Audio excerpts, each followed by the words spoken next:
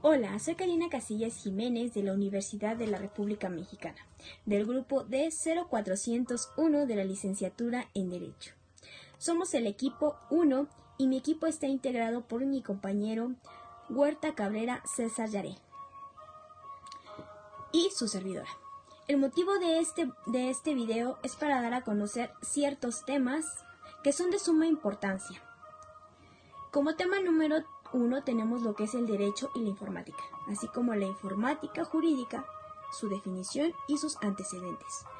El derecho informático en México, herramientas laborales, la ley de telecomunicaciones y leyes secundarias, así como el apagón analógico. Así que esperemos que entiendan y que sea de su agrado. Así que comencemos con este video. Y normas que regulan los efectos jurídicos de la relación entre el derecho y la informática. El término de derecho informático fue acuñado por el doctor William S. Mouchet en los años de 1970.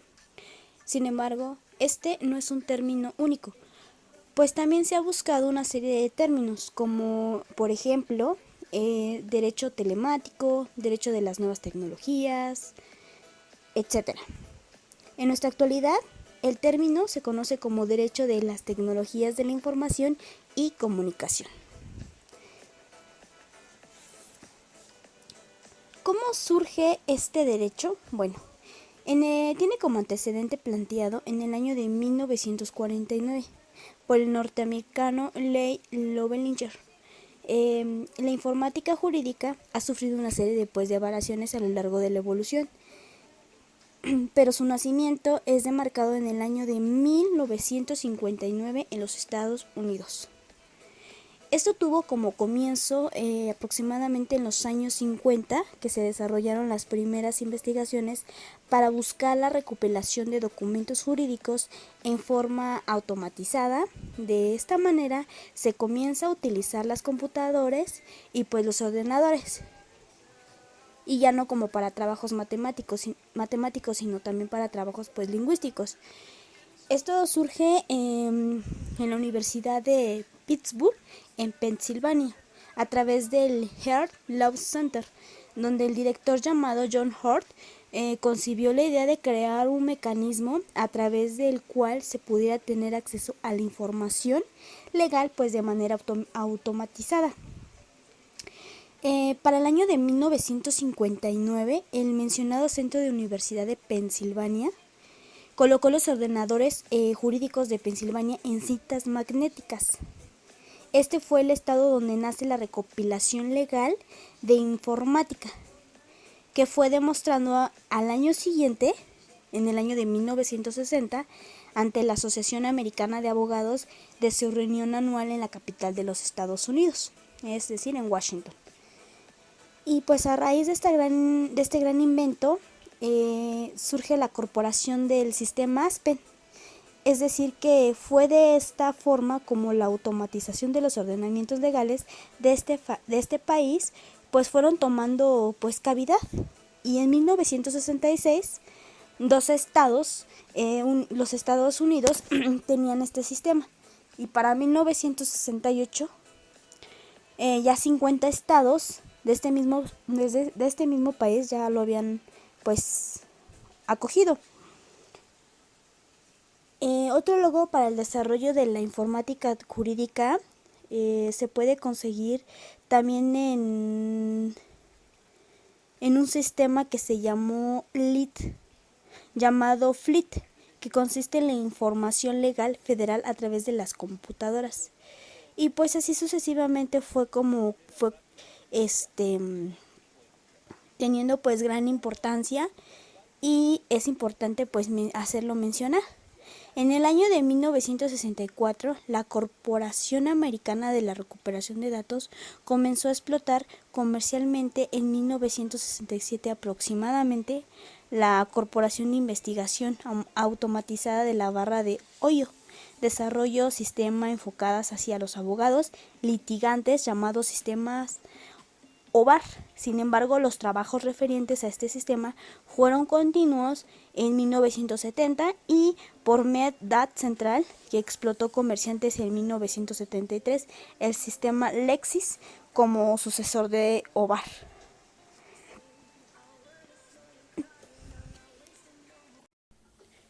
El código Hammurabi, elaborado por el sexto rey babilónico Hammurabi en el año de 1728 a 1686 a.C., como el primer gran texto jurídico de la historia.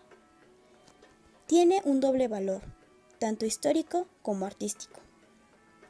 Este fue realizado en un material que se llama diorita, es decir, un material pues volcánico, y tiene una historia, la cual se dice que Shamasha entrega a Hammurabi el código de leyes que rigen la vida cotidiana en Babilonia. Hammurabi es el rey, representante de la política y la administración de la justicia.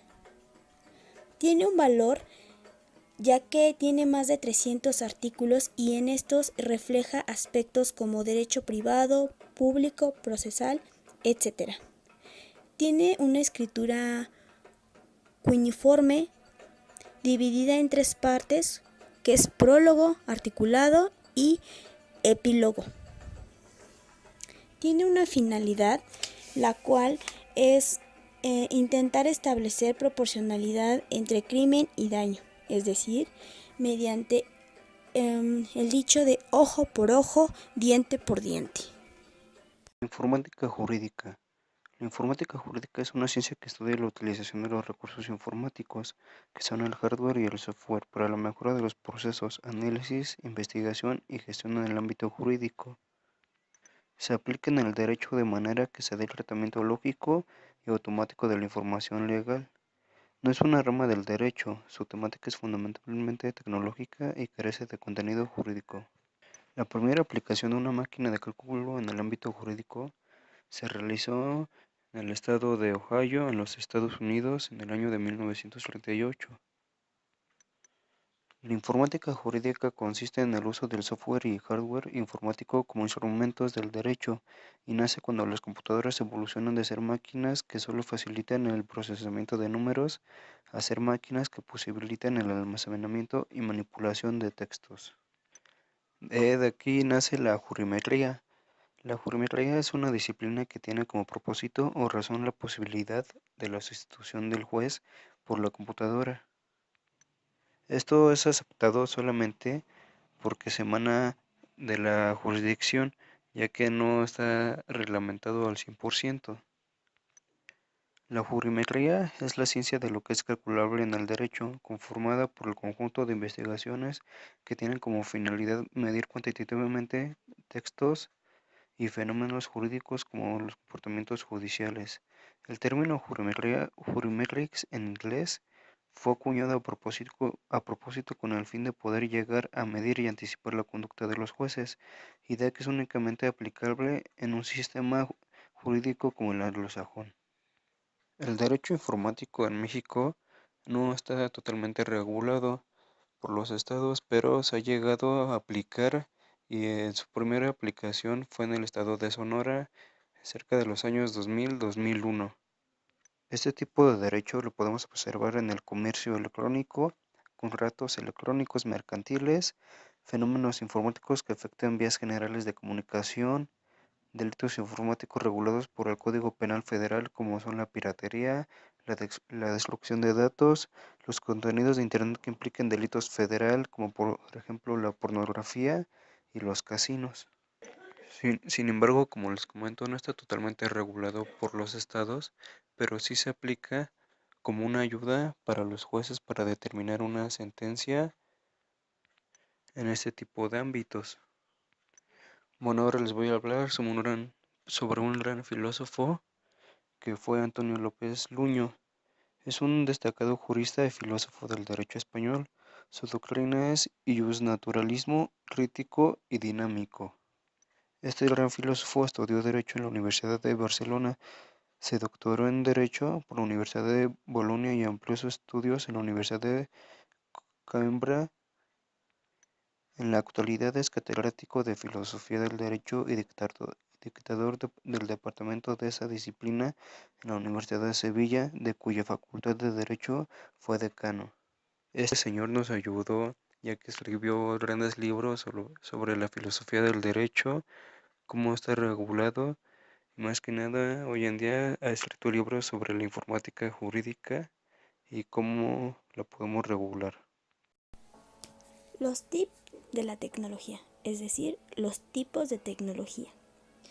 Entre ellas son sensoriales, de despliegue, de análisis, de almacenamiento y comunicación. Bueno, los tips sensoriales son aquellos que permiten introducir información al sistema computacional. La información debe ser digitalizada para poder utilizarla. Esta información puede ser tomada como temperatura, distancia, movimiento, sonido, luz e incluso calor. Un ejemplo claro de esto puede ser el ratón de la computadora, el teclado, el escáner y la cámara web. Bueno, ahora les mencionaré sobre el concepto de TIS de despliegue. En este son aquellas que permiten mostrar la información del sistema computacional. La información debe de ser convertida a un formato apropiado para los humanos, animales o cualquier otro receptor. La información puede ser mostrada como texto, gráficas, videos, animación, sonidos. Ejemplos típicos son pues la impresora, el monitor, las bocinas, etcétera. Ahora les mencionaré y les explicaré sobre los TIS de análisis. Los TIS de análisis son aquellos que permiten transformar la información del sistema computacional. Es decir, que la información se puede clasificar, totalizar, sumarizar, calcular. Ejemplos típicos pues pueden ser las calculadoras, el CPU, el software, las hojas de cálculo, procesadores de palabras, manejadores de correo electrónico, etc.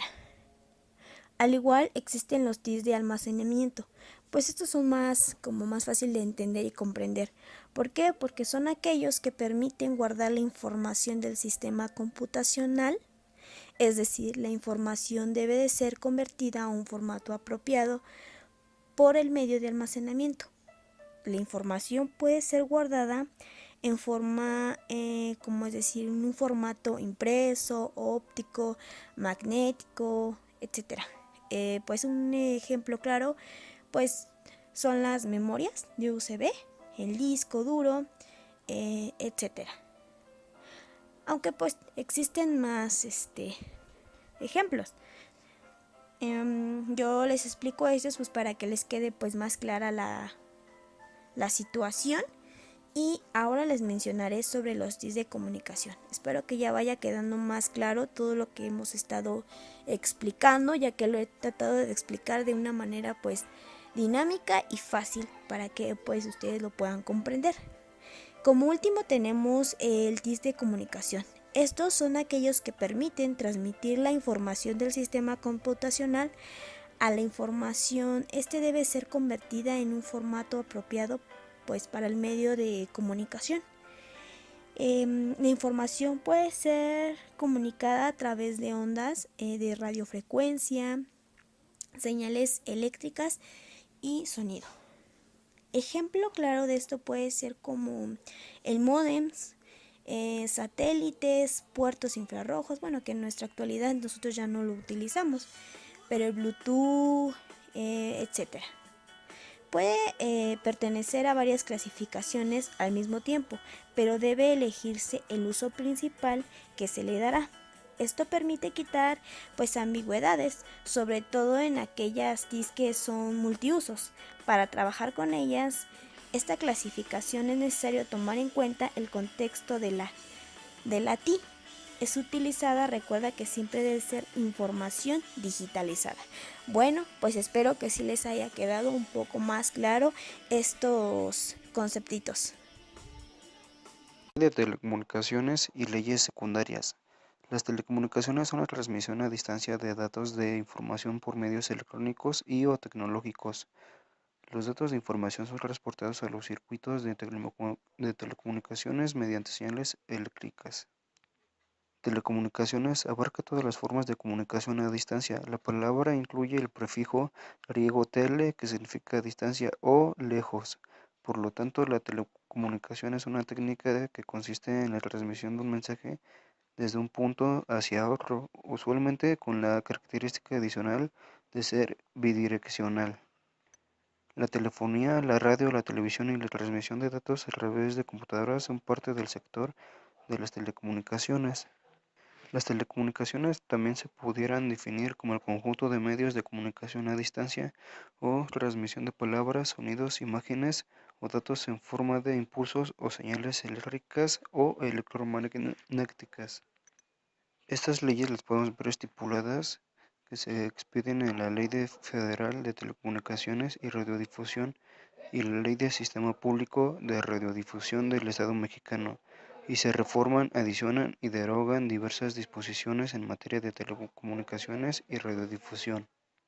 Este tipo de leyes consisten en regular el uso, aprovechamiento y explotación del espectro radioeléctrico, las redes públicas de telecomunicaciones, el acceso a la infraestructura activa y pasiva.